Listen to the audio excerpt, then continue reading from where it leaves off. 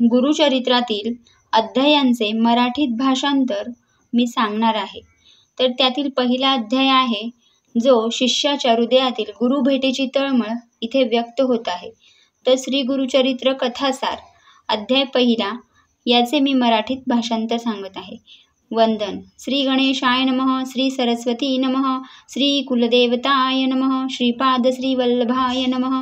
श्री नृसिंह सरस्वती नमः. हे विघ्नहर्ता गिरिजवंदना, तुला नमस्कार असो. तू गजानन लंबोदर एकदंत म्हणून प्रसिद्ध आहेस. तुझा जय जयकार असो.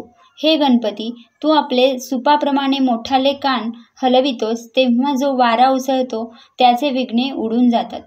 तुझे मुख तप्त सुवर्ण किंवा उगवत्या सूर्यासारखे तेजस्वी आहे. तू विघ्नरूप अरण्य तोडण्यासाठीच हातात परशु धारण करतोस. तुझ्या कटिभागी नागाचा कमरपट्टा आहे. तुझे सर्परूपी यज्ञोपवीत किती शोभून दिसते. हे विनायका, चतुर्भुज असा तू खूपच सुंदर दिसतोस. तू विश्वाचा प्रतिपालक आहेस. जे तुझे चिंतन करतात त्यांच्या कार्यात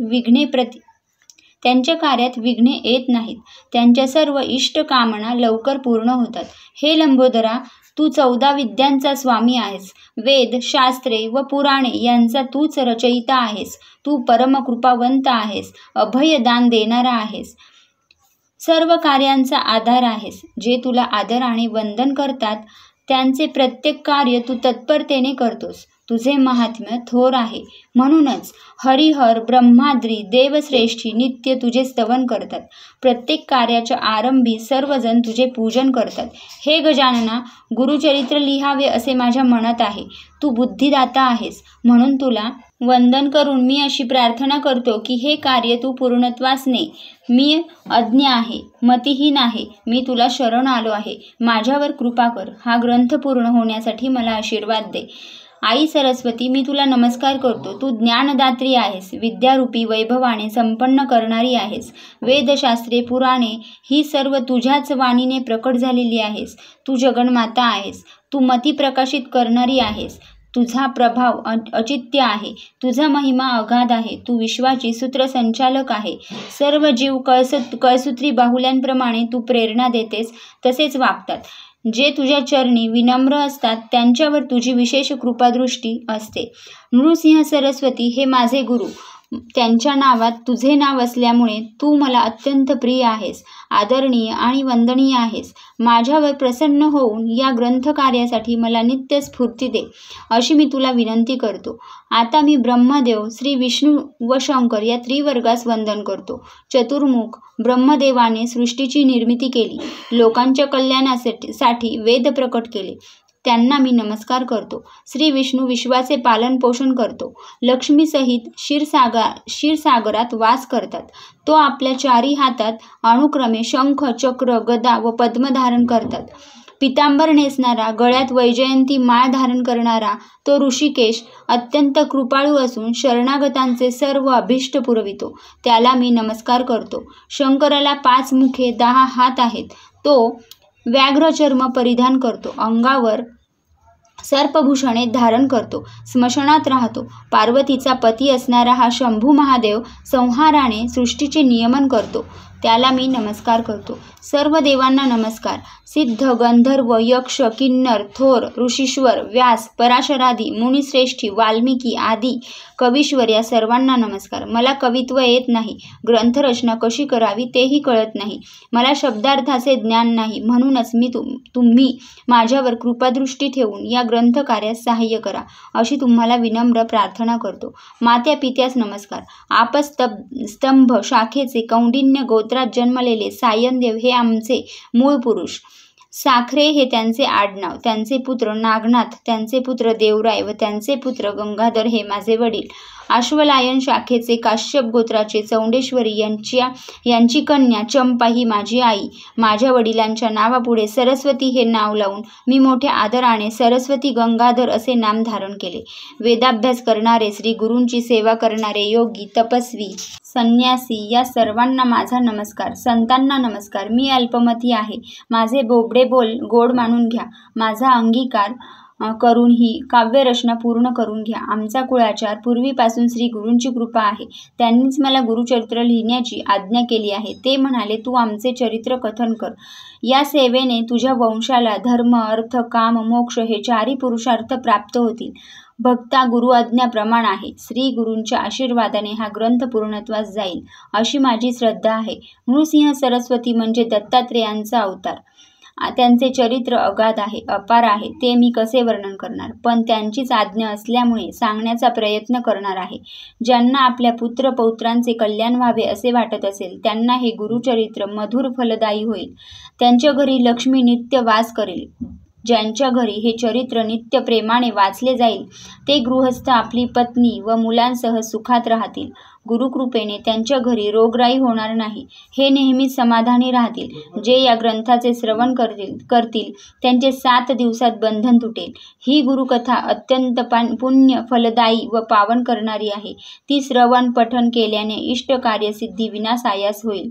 माझ्या बोलण्यावर विश्वास ठेवा. त्या गोष्टींची प्रचिती आल्याशिवाय मी असे बोलणार नाही. श्री गुरूंच्या स्मरणाने कल्याण होते. त्यांचा तुम्ही सर्वांनी प्रत्यक्ष अनुभव घ्या. भोजनानंतरच तृप्तीचा ढेकर येतो. त्याचप्रमाणे हे माझे उद्गार स्वानुभवातून आलेले आहेत. मी सामान्य मनुष्य आहे म्हणून माझ्या बोलण्यात काही विशेष आहे असे तुम्हाला वाटणार नाही. पण कृपा करून तसे करू नका. ऊस वाकडा असला तरी त्यातून मधुर रस मिळतो. कार्कविष्टेतून बीजाचा प्रसार होऊन पिंपळ उगवतो. हे लक्षात घ्या. मी गुरुभक्ती आणि गुरु नामस्मरणाचे महात्म्य सांगत आहे.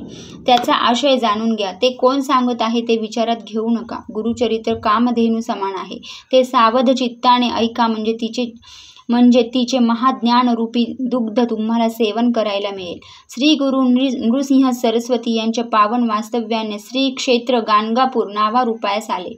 त्या क्षेत्राची सर्व दूर ख्याती झाली. त्या ग्रामाचे महात्म्य आजही अबाधित आहे. देशोदेशीचे असंख्य लोक तेथे यात्रेसाठी जातात.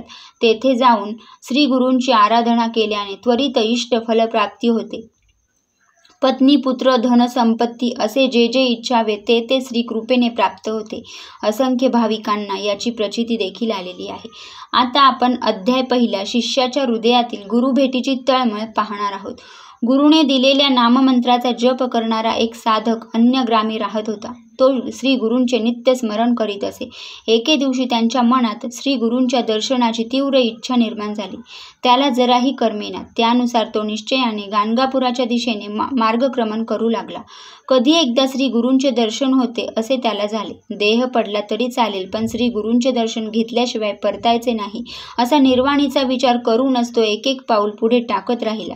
त्याला तहान भुकेची पर्वा नव्हती. स्वतःला होणाऱ्या कष्टाची तमा नव्हती. तो श्री गुरूंना करुणा वचनांनी एकसारखा आळवीत होता. गुरुदेव, मी आपला दास आहे. अहोरात्र तुमचे नामस्मरण करतो. आपण माझी तळमळ जाणता.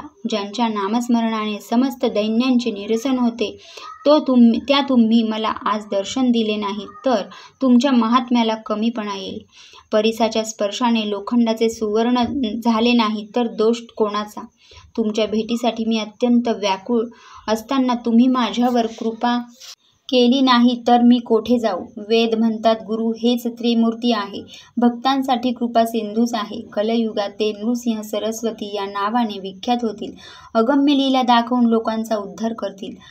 हे गुरु, त्या वेदवचनांना तू माझ्या बाबतीत खरे करून दाखव. त्याशिवाय माझा विश्वास बसणार नाही. ब्रह्म, विष्णू, महेश या तिन्ही देवांचे गुण तुझ्या ठायी एकवटलेले आहेत. तू भक्तवत्सल, भक्ताभिमानी, भक्तरक्षक आणि भक्तांचा सहाय्यकर्ता आहेस. परमदयाळू आहेस. म्हणून माझी तुला अशी विनंती आहे की मला भावभक्ती माहीत नाही. माझे चित्तही स्थिर राहत नाही. तरीही मला वेगाने पाव. हे नरहरी, माता आता बाळाला कधी टाकते का? नाही ना? मग तूही माझी उपेक्षा करू नकोस. माझ्यासाठी माता, पिता, बंधू, मित्र, स्वकीय सर्व काही तूच आहेस. तूच माझी कुलदेवता, तूच सर्वस्व. माझ्या वंशात परंपरेने तुझी सेवा भक्ती चालली आहे म्हणून मीही तुझेच भजन करतो. हे गुरुदेवा, तू माझे कष्ट व माझे दैन्य हरण कर. तू तसे केले नाहीस तर तुला कृपासिंधू कोण म्हणेल? तू विश्वांचे पालन करतोस. देवांचाही तूच समर्थ दाता आहेस असे पुराणे सांगतात. मग माझ्या मणीचे दुःख तुला का कळत नसेल? अरे तान्ह्या, बाळाला काय हवे हे त्याच्या आईला तत्काळ कळते. मग तुला काय हवे हे तुला समजत नसेल, पण घेतल्या वाचून द्यायचे नाही अशी तुझी रीत असेल तर मी तुला काय देऊ ते तरी सांग. बळीने तुला पृथ्वी दिली, त्याला तू पाताळात धाडलेस. त्याप्रमाणे अढळपद मिळण्यासाठी ध्रुवाने तुला काय दिले? सोन्याची लंका मिळावी म्हणून बिभीषणाने तुला काय दिले? परशुराम अवतारात तू पृथ्वी निक्षत्रिय करून ब्राह्मणांना दिलीस, त्यावेळी त्यांनी तुला काय दिले होते? तू सृष्टीचा पोषण करता आहेस, मी लहानसा मशक तुला काय देणार? हे गुरुनाथा, तू तर खूप श्रीमंत आहेस. लक्ष्मी तुझ्या घरी अहोरात्र नांदते. असे असताना तू माझ्याकडे आणखी काय मागतोस? बाळाला दुग्धपान करविणारी माता त्यांच्याकडून कोणती अपेक्षा करते? काय माझ्याकडून काही घेतल्यावरच मला काही देणार असशील तर तुला दाता कोण म्हणेल? मी काहीही सेवा केली नाही असे जर तुझे म्हणणे असेल तर सेवेच्या बदल्यात काही देणे हा तर शुद्ध व्यवहार झाला.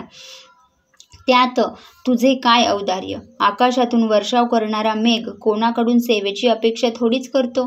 आता सेवेबद्दल बोलायचेच असेल तर माझ्या पूर्वजांनी तुझे वर्षानुवर्ष दास्य केले आहे.